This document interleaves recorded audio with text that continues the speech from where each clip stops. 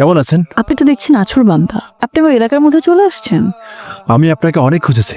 Fortunately আপনার সঙ্গে আমার আজকে দেখা হয়ে গেল। আর এটা আমার আনফরচুনেট যে আজকে আপনার সাথে আমার দেখা হয়েছে। আপনি তো ইমোশনাল কেন বলুন তো? দেখুন, আমি খুবই রিয়েলিস্টিক একটা মেয়ে। আমার ফ্যামিলি আমাকে যেখানেই বিয়ে দিবে আমি সেখানেই বিয়ে করব। আপনি অন্য কোথাও দেখুন। অন্যত্র দেখার পাত্র তো আমি না।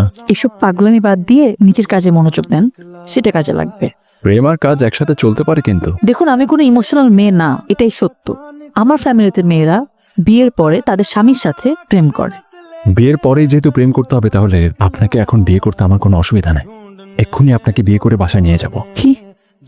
আপনি কি পাগল? সেটাই তো বোঝাতে চাইছি আমি। আমি তো আসলেই পাগল। পাগলই যদি না হতাম তাহলে কি এতদিন এত কষ্ট করে আপনাকে খুঁজে খুঁজে আপনার সঙ্গে দেখা করতাম আমি? আমার ফ্যামিলি এটা মেনে নিবে না। আপনার কোনো আইডিয়া নাই আমার ফ্যামিলির আমাকে নিয়ে কি পরিমাণের স্বপ্ন। আপনি একটাবার শুধু আমার চোখের দিকে তাকিয়ে দেখেন। আমার ভেতরে আপনাকে নিয়ে তার চাইতে অনেক বড় স্বপ্ন। বিশ্বাস করুন। এটা কিভাবে সম্ভব? আমি আপনাকে চিনি না, জানি না, আপনি আমাকে বলেন আমি আপনাকে বিয়ে করে ফেলবো? এটা তো সম্ভব না। পৃথিবীতে সত্যি কি আমরা সব মানুষকে চিনি?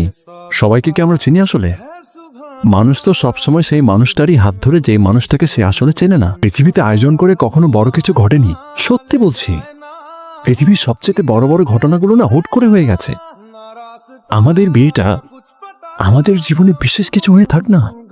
জীবনে মানুষকে বলার মতো একটা স্পেশাল কিছু থাক না। জীবন তো এমনিই বোরিং। আপনি শুধু 10টা মিনিট টাইম নেন। আপনার যদি মনে হয় যে এরকম একটা পাগল ছেলেকে বিয়ে করার সিদ্ধান্ত নেওয়াটা ভুল, তাহলে আপনি চলে যাবেন, আমি আপনাকে আটকাবো না। কিন্তু 1 সেকেন্ডের জন্য যদি মনে হয় আপনার যে এই পাগল প্রেমিকটাকে আজকে হুট করে বিয়ে করাটা সঠিক সিদ্ধান্ত হবে, আমি সত্যিই আজকে আপনাকে বিয়ে করব। বিয়ে করে সোজা বাসায় নিয়ে যাব। কি করব আমি? একদিকে মা, ভাই, আরেকদিকে রাশেদ। এই প্রথম কেউ আমাকে পাগলের মতো ভালোবাসতে চাইছে। বুঝতে পারছি না আমি ধোকা খেয়ে বোকা হয়ে যাব না তো আবার? ইচ্ছে করছে ওকে ফিরিয়ে দেই, কিন্তু ওর মায়াকারা মুখে আমি দেখতে পাই আমার ভালোবাসার প্রতিচ্ছবি। ওর ভালোবাসায় আমি দেখতে পাই মনের উদারতা। এখন ফিরিয়ে দিলে সারা জীবন আফসোস করে মরতে হবে না তো? তুমি এত তাড়াতাড়ি চলে আসলে বললাম একটু ভালো করে ভাবো। বিশেষ কিছু পাওয়ার জন্য এত ভাবতে হয় না, আমি ভেবে ফেলেছি। মানে চলো বিয়েটা করে ফেলি।